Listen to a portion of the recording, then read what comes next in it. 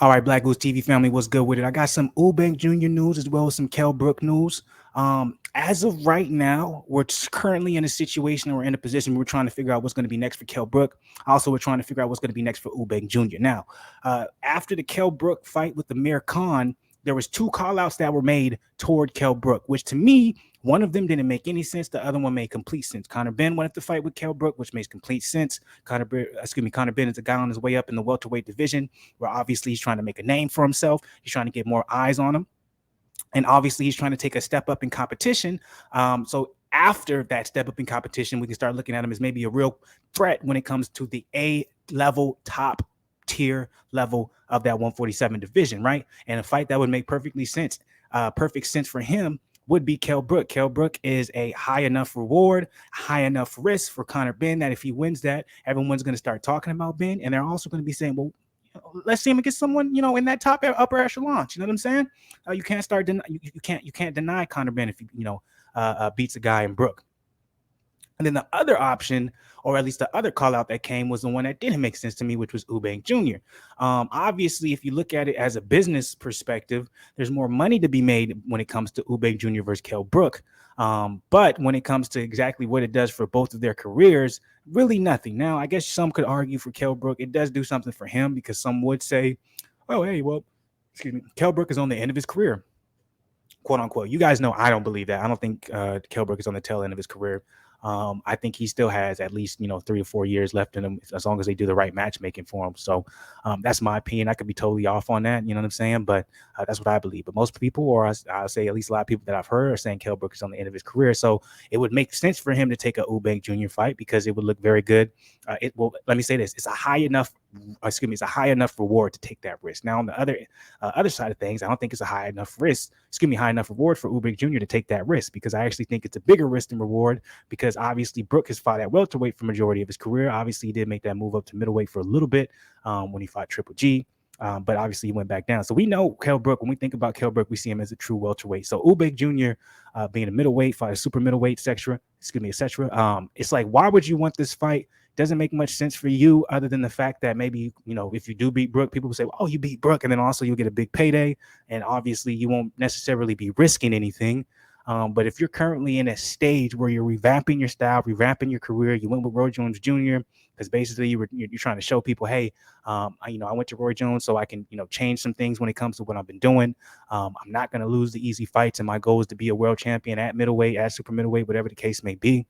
You would think that the last thing he would be trying to do is make a fight against Kell Brook, especially a catchweight fight, and then especially talking about you're not willing to do a certain catchweight because Brook walks around heavier at you. That's just not a good look for Chris Eubank. I'm just gonna be real with you. Look, I'm a big fan of Chris Eubank Jr.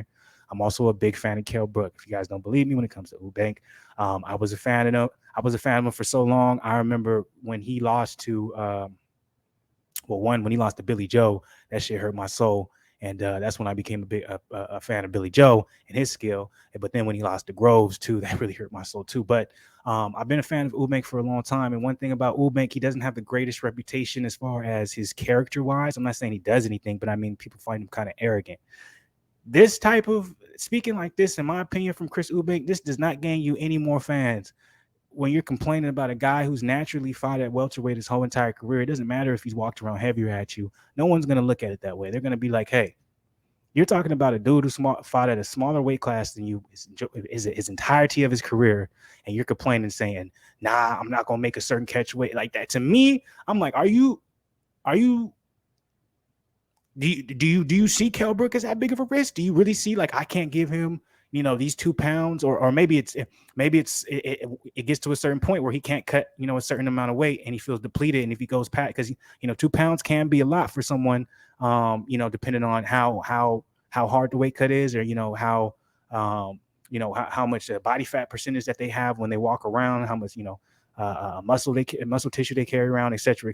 But to me, this isn't a good look personally. But let's make it a quick one. Let's go in the article. Let's see exactly what Chris Eubank had to say when it came to the particular and potential Kell Brook fight.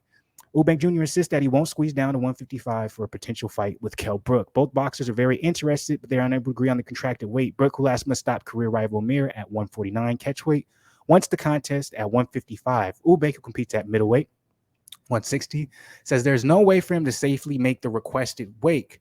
Promoter Ben Shalom, a boxer, would like to stage Brook versus Eubank in July. So this is what Eubank said. I like how people talk about how he could probably make it down to 155 if he tried really hard. The guy walks around at 180. He walks around heavier than I do. He fought Gennady Golovkin at 160 and got into the ring at 168 on the night. When I fight at 160, the maximum I put on is 5 pounds. He will be bigger than me on the night if we fight at 160. People are talking about me coming down to 155. That's just not going to happen. I never fought at that weight before. And I don't have that much weight to take off. He would comfortably make 160. Could I shave off a couple pounds if I had to? Yes, but 1 or 2 maximum. 155 is not happening. 158 at a push. If they can't be agreed on, then we got much bigger fish to fry. It's not the end of the world. Then what that tells me is, Chris, why did you call out Kell Brook in the first place? He keeps on going about this shit saying he fought Triple G at 160, bro. That was one fight. And then also you keep saying he fights heavier than you. If Kell Brook was a bigger man than you, he would not ever have been able to make 147. He wouldn't have been able to make the 149 limit. If you're telling me you can't make 155 and it's hard for you to make 158, bruh, listen to yourself. You're the bigger man than Kell Brook. It's that simple. And unfortunately, Eubank Jr. tends to do this to himself, and why, he can turn some people off when it comes to his attitude, because that's one of the most ridiculous things I heard. He's a bigger man than me. He fought Triple G at 160, so he should be willing to fight me. So you basically want Kell Brook to move up a weight class to fight you. A man that you called out. You called out, Chris. You called out Kell for this fight. But you want him to do all the sacrifices and come to you and fight. What was the point of you calling him out, Chris? If I was you, focus on the middleweight division. There's a lot of fights out there to be made, and we're still waiting for you to make that fight with someone credible where we're like, okay, I see you. I know you had a good fight against Liam Williams. It was beautiful, beautiful performance, but to me, this isn't a good look. This is my personal opinion. It's not a good look. Y'all tell me what y'all think. Y'all disagree with me. Y'all agree with me, whatever the case may be. Show some love. Hit the comment section. Hit that like button. I want to know what you guys think about Chris Eubank Jr. calling out Kell Brook for a fight, but then telling him that we have to fight at my terms. My terms. What do you guys think, man? We're talking about a career welterweight in Kell Brook. The only time he's fought not at welterweight is against Triple G in the fight against Amir Khan, which was 149. And you have Chris trying to say he's a bigger man than me. There's no way that I can make 155. But Kell Brook has made 147. Anyways, I'm going to leave it alone. Y'all tell me what y'all think. I'm out of here. Salute to the people. Salute.